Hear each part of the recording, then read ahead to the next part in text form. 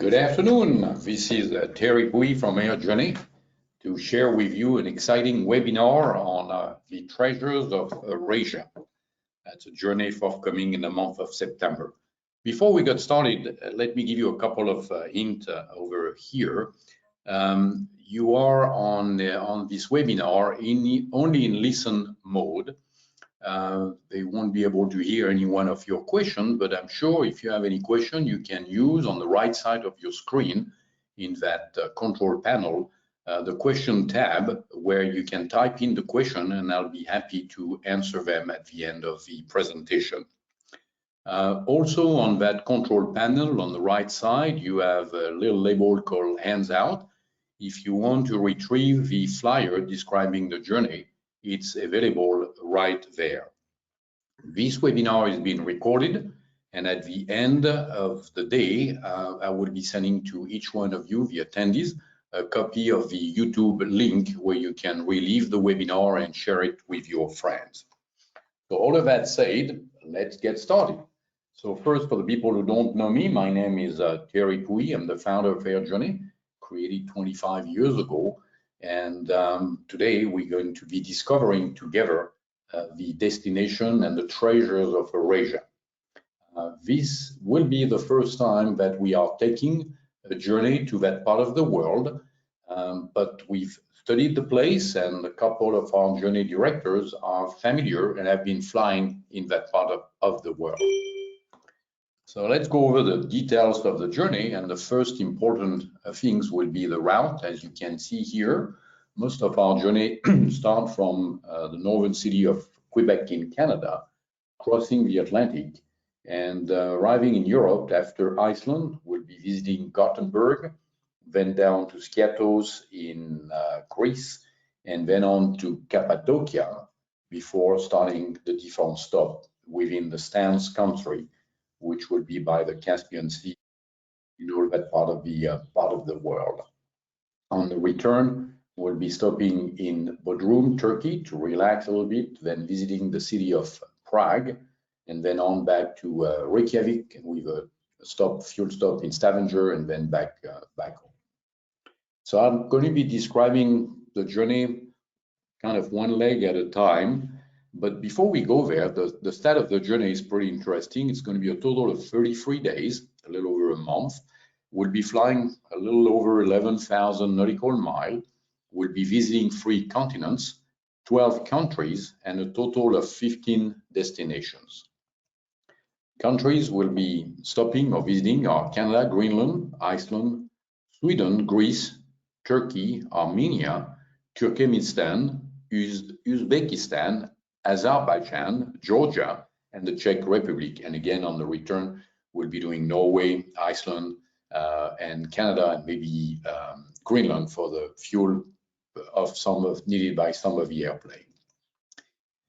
A little fast over what Air Journey is all about. Most of you have heard about us. Many of you have already been on one of our journeys, but there's a team behind Air Journey who has been with the company a long time, very dedicated. The most important key person is a journey director, and I'm happy to announce that on this journey, G, who's been with Air Journey for 15 years, will be the journey director on the program. On the land department, which stayed in the office, the person would be overseeing all the hotel reservation, the transfer, the sightseeing, the restaurant, and all the needs you're going to have on the journey.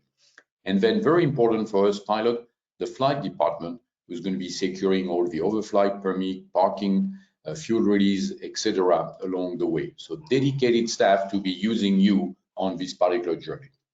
So let's discover the itinerary together. I'm taking the first leg to show you the crossing of the Atlantic, leaving out of Quebec City all the way to Cappadocia. I broke that down by the length of each leg. And again, we will make this leg if required by the range of the airplane. If we're dealing with airplane with longer range, obviously we're going to bypass some of these stops. And if the plane doesn't have the range of 1,060 nautical miles, then we'll be adding a fuel stop along the way. So we're going to be crossing over to Kangerlussuaq in Greenland, then on to Reykjavik, Gothenburg, Skiathos, and Cappadocia. So Quebec City, the very nice, out of the way city to the north of us, with a French flair, of course, the French language.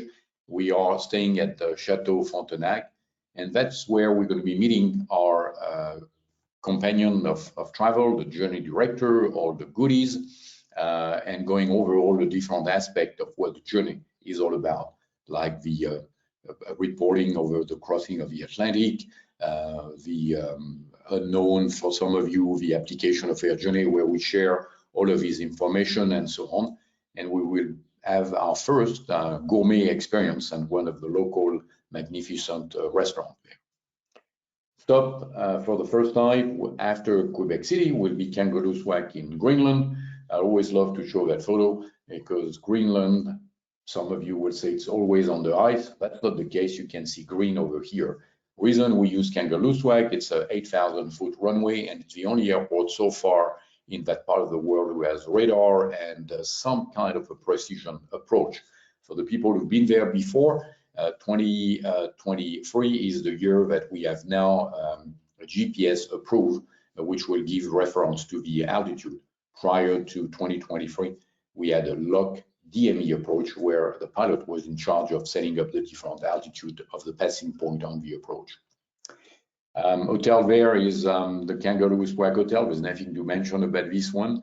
We'll do again a briefing for our next leg, and depending of the time of the day and the mood of the local restaurant, we'll either have dinner at a pretty good restaurant at the hotel, or we will be visiting the old radio station overlooking the lake, and there's a pretty fancy restaurant there with local experience, like the char on the fish side and the local lamb and so on to enjoy.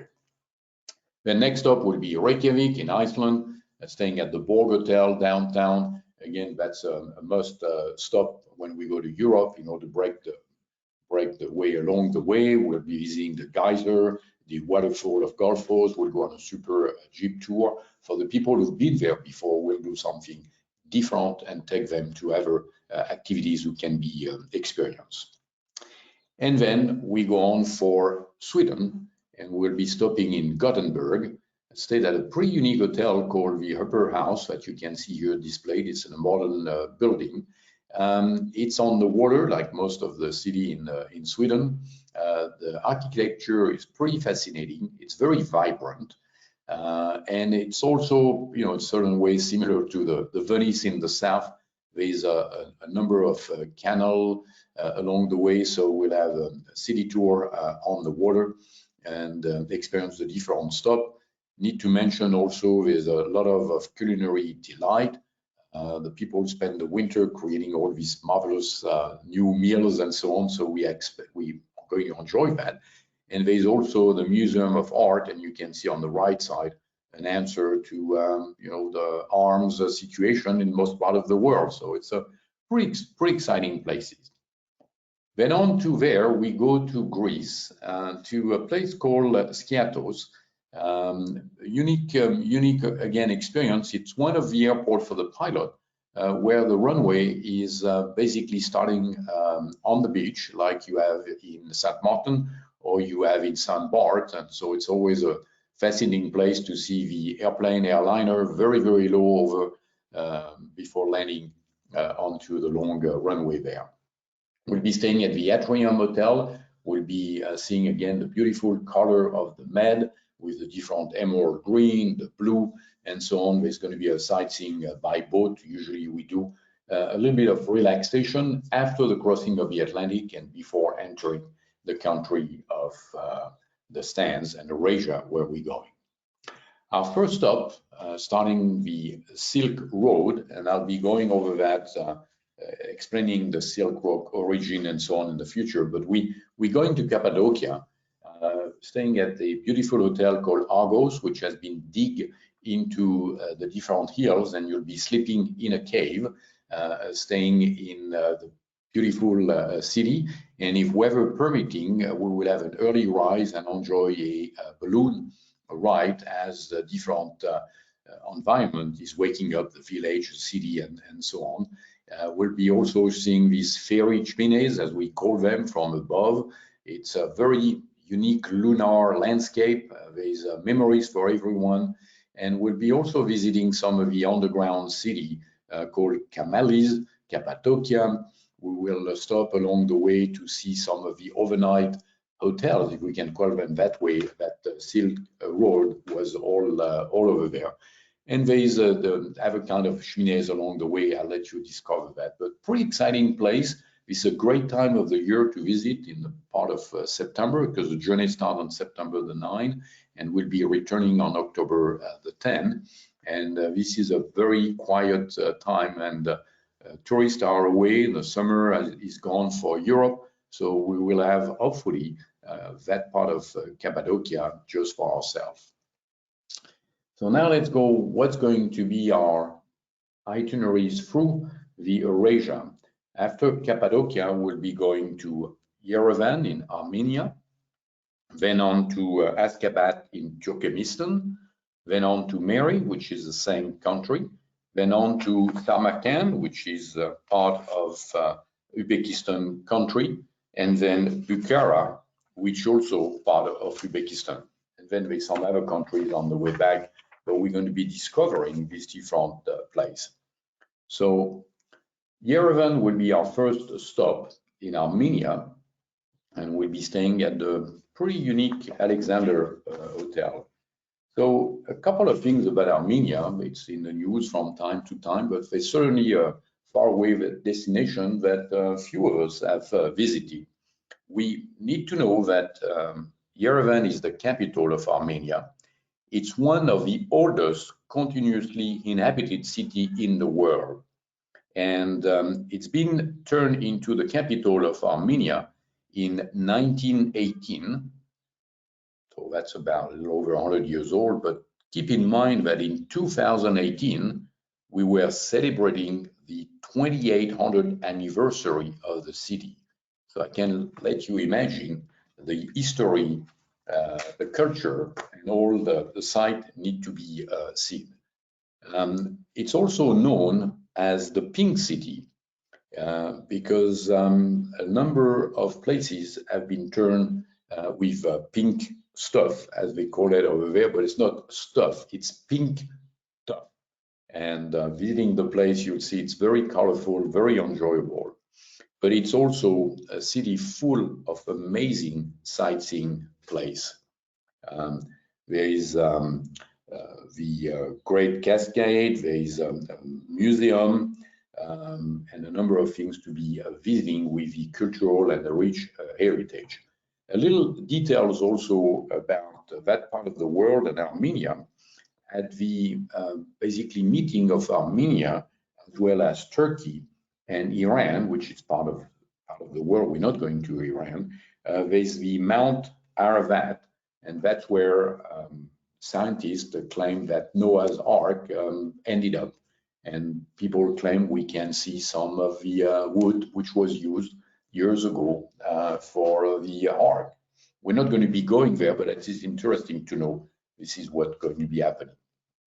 Our next stop on the journey, it's going to be Ashgabat in Turkmenistan, and the hotel we'll be staying is called the Wild Diz. I have to be honest with you, it took me a while to be able to pronounce that. It must be a beautiful word to use for the people who play Scrabble. So many Y's and Z in the same place. It's a very captivating oasis, a very vibrant place, and very modern, as you can see, with a lot of tradition and heritage. But when we stay in Ashgabat, we need to keep in mind that luxurious and deserted are the first two words that come to mind visiting that place. Ashgabat city is one of the most extraordinary capital of Central Asia. The name of Ashgabat came from two words, Ashg, which means love, and Abad, which means settlement of love. There's the new city, the old city. What you see here on the slide is part of the new look of the city. It was basically part of the Russian Empire. Remember, we had the revolution in 1917, and then the Russian Empire started to take over. in 1925, Ashgabat became the capital of what was called at the time Turkmen SSR, related to, of course, the USSR of the Russian Empire. And in the new city, starting in 1925, there's going to be a lot of typical Soviet-style building. But the new city, the one with the photo you see here on the screen, started to be built in the 2000. And it's very unique because most of these new buildings are made of white marble. So pretty unique place. Every monument there is grandiose, as we had mentioned before, and Turkmenbashi Rahi Mosque is the largest single dome mosque in Central Asia. And the luxurious hotel, while it is what we'll be staying, is the tallest building of the city. And when we land there, you also need to keep an eye because the airport basically occupies about 2,400 acres and it's shaped like an hovering falcon. So hopefully the weather would be clear and we'll be able to take some of these photos. So from then, we'll have a short flight going to Mary in Turkmenistan. The thing there is the fact that Mary is the fourth largest city of the country, but it's also a very young city by its name, and it was established in 1884 by the Russian Empire. So it doesn't have the same age as the other city of that area, but 2,000 years old. And it's also today a very modern city with its largest center of cotton growing, as well, of course, as the gas, oil, and so on, knowing that gas is the main income these days of Turkmenistan. But going over there, you'll be able to see carpets, silver, costume, and so on. There's also a very particular photo of horses. Here on the photo, we see the camel, but the horses, and they are called akalteki, which mean they are the golden horses. They have very unique metallic sheen, and hopefully we'll see them when we get there. Leaving Mary, and we're going to only go there for a stop for lunch and visiting the city of Merv. Merv is the most ancient city of Central Asia, and that's one of the most ancient settlements in the world. Was now recognized as a UNESCO World Heritage, and you see some of the photo of what the place will look like. Very unique place, very few people visit that part of the world. Then from on, we're going to be leaving Turkmenistan, and we're going to be on our way to Uzbekistan. We'll be staying at the Regency Amir Temur, and you can see over here the fascinating mosaic and different color will be used in that part of the world. A lot of blue color over there. The history go back to 2,500 years. Remember, that's part of the Silk Road, and I'm going to go over the details a little later on that one. There is something very special about the city. Is as old as Babylon. You know, remember our reading and history class, the word Babylon was mentioned often. This city is as old as that one. The little story about Samarkand is that there's a legend, and there's a princess, her name was Kant, fell in love with a poor man named Samarkand. And the princess' father didn't only prohibit lovebird to get married, but he decided to kill Samar. And of course, Kant couldn't get over the lover's death and jumped off the castle. And so the people named the city after the two lovers. That's always nice to hear stories about the past like this thing. In the city, there's a mix of different culture, of course, but also ethnic and so on. Indian, Mongolian, Iranian, Western, Eastern, a little bit of Asia, of course, with Genghis-Khan, Alexander the Great, the Arabs, and so on. It's very, very fascinating. And the Silk Road network was going with the Eurasian trade at that time. And the Silk Road started 200 years before Christ and basically stopped in the 15th century, where we were able to use then larger boat and carry all the silk coming from China to the other part of the world and Europe by the sea instead of going by land. So along the way, again, Samarkand is part of the UNESCO World Heritage List, and it's certainly one of a kind spirit of the ancient time. After we go and leave Samarkand, we'll be going to Uzbekistan, to the place called Bukhara, and we'll be staying in the old town at the Mercure Hotel. It's going to be, again, a journey through the past with a historic center, part of the Silk Road, part of the World Heritage. There's impressive mosque, there's school, there's a very much Islamic culture over there. And to mention also that Bukhara city is one of the oldest city, like the others, was back to history go back to 6th century before Christ. The city itself is 2,500 years old, and the name Bukhara was also called the shining pearl of the Silk Road. While we go to over there, there's so much to see, and one of the most unique places is a place called Polykalyan, which is a tourist attraction, obviously. It's a complex which has a minaret, a mosque, and everything, but it's really breathtaking today, was also breathtaking in the past. And when Genghis Khan was conquering all of that part of the world, that city was so impressive to him. It's one of the only cities he did not destroy going at that time. Then after Bukhara, we're going to start to head back towards home. Baku will be one of the stops, will be going in Azerbaijan. And after Baku, we'll be going to Tbilisi in Georgia, then on to Bodrum at a beautiful place called the Aman Resort to relax, recharge the battery before we start to go slowly back home with a stop in Prague, and then on tech stop in Stavanger, Norway, then Reykjavik, and then back home. So let's go back to each one of these cities. Baku will be staying at the Four Seasons, and Baku is itself the most beautiful city in Azerbaijan. And it's located what we call the interface of Europe and the Middle East. So again, you have a fantastic mix of culture, religion, atmosphere, and it's also a port city right on the western shore of the Caspian Sea. So there's a number of things to buy, remove, and so on. We're going to be going into the 12th century. There is beautiful food, very unique, a little mixed of the sweet of the forest as well as the smell. Very, very exciting place. Unknown before I started to present the webinar here, the place is heaven for cat lover. There's cats everywhere. I don't know what that means, but we'll see.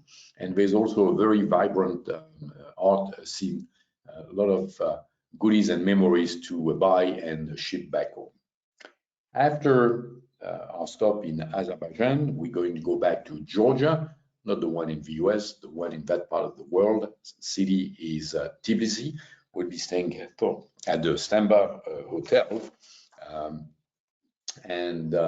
Again, it's a place a little closer to what we can see in Europe, point of view of building, construction, and so on. There's a lot of historical event took place over there. There's an impressive landmark. There's the flavor, traditional cuisine. There's some cheese bread, the wine. You will find a little bit of European environment in that part of the world. A little thing to mention also, if you remember back in the 80s, during the presidency of Ronald Reagan, there was a big opening with Mr. Gorbachev, the president of Russia, or USSR at the time, and they basically opened conversation between the two countries. There was a number of agreement made to eliminate some weapons as well as reduce the nuclear arsenal of both countries. And while the country is going again left, right, or closer to Russia and so on, there was a unique statue of Ronald Reagan, who was built and opened to the world back in 2011. and we'll make sure that during our journey over there, we'll be visiting the place. The treaty between the two countries was signed in 1987. After our stop in Tbilisi, we'll be going on to Bodrum, Turkey, on the edge or the side of the Med, and that will be true relaxation. We'll enjoy a cruise along the coastal different country. There will be some cooking, relaxation, spa treatment, etc. A perfect place before moving on to Prague in the Czech Republic, where we'll be staying at the Mandarin Oriental Hotel. Again, Prague is a beautiful city, was not too much damaged during the Second World War. There's so many places to see with the cathedral. There's also the St. George Bridge crossing the city. There's also clock all over the place. And the Mandarin Oriental Hotel is right at the foot of the old city, not far away from the bridge, bringing you to the other part of a little more modern city. And it's built or was created in the monastery. So there's all of this past history and so on going in that hotel. So that's basically a pretty fast review of the different destinations of our journey. I want to go over a couple of things. When Air Journey put this program together, it's limited to maximum of 6 airplanes because of parking, overflight, permit, etc., etc. But we love the group dynamic, and it's always open to friends and family meeting you along the way. You know, some family member or friends might not too excited about crossing the Atlantic. They might want to go a different way, but visiting just the different country of Eurasia can be arranged very, very nicely, either meeting the group in Gothenburg or in Greece, and then on the way back, leaving out of Prague and so on. So whatever you want to bring your friends along the journey, let us know. We'll make it happen, and we'll organize whatever needs to be organized. The pace of the journey is usual as what we do at Air Journey. We spend 3 and 4 days at each location, trying to have 2 to 3 nights at each place, not to leave out of a suitcase. We try to avoid them before 9 a.m. departure. And since everything is organized by the office, the time at the airport is really set to a minimum amount of time.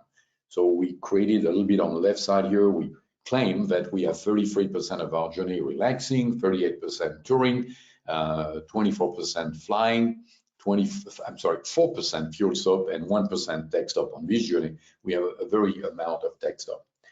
To go abroad, we need some information and requirement.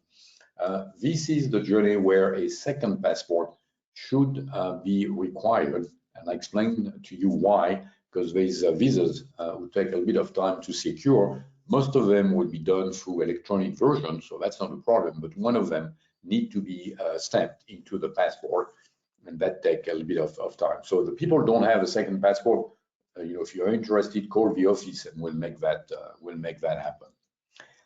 On the visa for the journey, we have one for Turkmenistan, which will be the most difficult one to secure. So the passport needs to be gone, and e-visa will be for Turkey, Azerbaijan, as well as Uzbekistan. So, and again, Air Journey handle all of that for you. Pilot uniform, yes, we will be using them on this particular journey. We'll give you all the details, what is needed, and so on. So keep that in mind, and we'll provide the name tag and so on. But yes, the journey is there. Luggage and packing. Some of you have traveled with us before. We know what needs to be done. We need to stage them for easy travel. They need to be on wheels. They should be organized by weather type. Remember, we have laundry service all the way on the journey, so we secure advantageous rate ahead of time, and we'll make that available to you. We'll provide a luggage tag, and we can give you a little bit of hint on how to pack the plane. Don't do what you see over here. By the way, this is luggage for only one couple. Temperature along our journey, we're going to be leaving in the early days of September, around the mid-70s. When we go over Greenland, will be in the mid-40s, 50s. Through Europe will be very pleasant, as well as Eurasia, with temperature between 70, 80 degrees. And as we return, so going to be early October, we might see some freezing temperature in Reykjavik, for the one night on the way back and stop in Kangaroo Swag. So worn just for this leg should be keep in mind, and glove and so on. Communication along the way. So some of you have traveled. You should carry an additional phone. Let your carrier know that you travel. Need to investigate, and we'll get back to you on that, on the rate for this stance country using the telephone, then this iMessage on the internet, FaceTime, WhatsApp, and sat phone along the way. Should share your adventure, WhatsApp. So during the journey, we create a WhatsApp group where we share all of the information for the group itself, only the group itself, but you can create your own WhatsApp to family members, friends who want to follow what's happening on the journey. You could also create a personal blog, and we can help you and lead you different way to make it as easy as you can to create one of these things. One way, of course, is to do it through computer on the way. There's an application where you can populate the web while you are flying, and as soon as you connect it to the internet, all of that is uploaded, and your friends and family can have access to it. We also, in the previous years, use a program called TripCast. That's where we upload our best photos for each day from each one of the participants. Each one of you will be uploading their own photos, and this is shared within the group as well as people you deem interesting to receive the photo and share your excitement with them. It's an easy program to use, and the beauty of the program, by uploading your best photos, when you return home, you can download full definition of these photos to your computer and then create your own book, your own blog, whatever you want. So it's a very nice way to get access to the best photo of the journey. Instagram will be able to use along the journey. We can do it through the computer, we can do it through the mobile application. You know, all of that is Insta, as we say. Facebook, we mentioned that too. It's a nice way to keep track of the journey to share with friends and family. Let's talk a bit about flying and safety along the way. Over the years, we've established our own rules, so we keep a very close eye on the weather, and when the weather is bad, we're not going anywhere. That's very simple. I am a weather chicken. The organization Air Journey is also weather chicken, so we pay very close attention to that. There's no need, like an airline, to meet the schedule. Weather is bad, we're not going anywhere. We avoid also any type of night operation. Other thing too, we keep a close eye on the world situation. With all what's happening these days and the news and so on. If we deem that a destination is not safe, we'll take the appropriate action and change the destination and see what's what would be safer for us to do. We keep track separation between the departure. There's slot in some of these countries. There is usually a 10-inch separation, and we don't do any formation flying or anything like that. We also help you to secure a fuel card before the departure of the journey, and we'll be handling all of the fuel release along the way to make sure that there's fuel waiting for us on arrival. The airport we've chosen on the journey, again, our international airport, ICAO approved, safety, security, fence, and so on. We're not going to leave the plane parked out in the boondocks with no fence and having the animals or the local be able to come by and touch the plane. We don't do that. Very important to have the main environment of the airport vetted by the office. During COVID, we also created an Air Journey app, which makes life for the participant, pilot and non-pilot, very easy. The office will be pushing notification directly to your iPhone or your iPad. That means you don't need to download a briefing, for example, before the journey. All of that will be related directly onto your iPad. You simply need to have it connected to the internet, and everything will be showing there in a very easy way. One of the most important things of these document, the application of Air Journey, is to be able to share with you the flight briefing. We create a flight briefing for every leg of the journey, and during the flight briefing, we provide them usually the day before, 6 p.m., 7 p.m., 5 p.m., whatever time. We do that on iPad only. We don't have anything related to the Android system, and we go over the route to be flown, what is on departure, what on route, the arrival, the different kind of approach. We review the ground process, what needs to be done. We go over the weather forecast, we look at TAF, METAR, NOTAM, study satellite photos, radar, and so on to make sure that everybody is comfortable with the journey and that everything has been seen. The briefing lasts the time it needs to last to make sure that everybody is comfortable with the next leg of the journey. Maintenance along the way will happen. So people needed priest, make sure you bring the priest along. We'll go over the detail. Oil, we'll ask you mechanic information. We have a list of the service center along the way of the journey. So any airplane who might run into an issue will be handled by Air Journey, of course, with your mechanic as well as the program the airplane might be based on, but we don't leave anybody behind or any airplane behind. We usually find solution to fix them. Compared to the US, during the process of refueling, the crew need to be with the airplane. We usually do refueling on arrival that avoid any surprise on departure or delay and so on. We'll provide you with a jet fuel conversion because you might be using gallon and these people might be using pound, kilos, liters and so on. So we'll have all of that ready. I did mention previously that we're going to have fuel cards for the fuel release along the way. Usually we work with World Fuel, but we're looking at other venue like Titan or like Via Fuel and so on. For this particular journey, as we prepare this webinar, the average cost of fuel was about $4.98 a gallon. Of course, that changes every day, and we'll make sure that everything will take place on that. There's going to be airplane fees along the way to pay for the local handling, to pay for the parking, the landing fees, the overflight, and so on. And we find out that on this long journey, it might be easier for Air Journey to pay on your behalf. So we'll be requesting an advance. We'll keep track of all the expense along the way, and we'll pay for all of these costs along the way. That basically facilitates the time spent at the airport. You don't have to wait for an invoice or anything like that. So that's another thing we take care of. You might have a question regarding what are the costs of handling along the way. I can give you the cost of the different places we've been to, but there's many places we haven't been. So we have requested the cost, but I don't have as of now the expected cost of the different airports. We do offer trip cancellation insurance that will cover you in case you become sick along the way, if you have to cancel for medical reason or medical reason related to the family. One thing I need to be very clear is that the cancellation insurance doesn't cover anything related to an airplane who is not flyable for whatever reason. So if unfortunately the plane breaks down along the way, trip cancellation will not be covering you. They don't touch anything related to an airplane.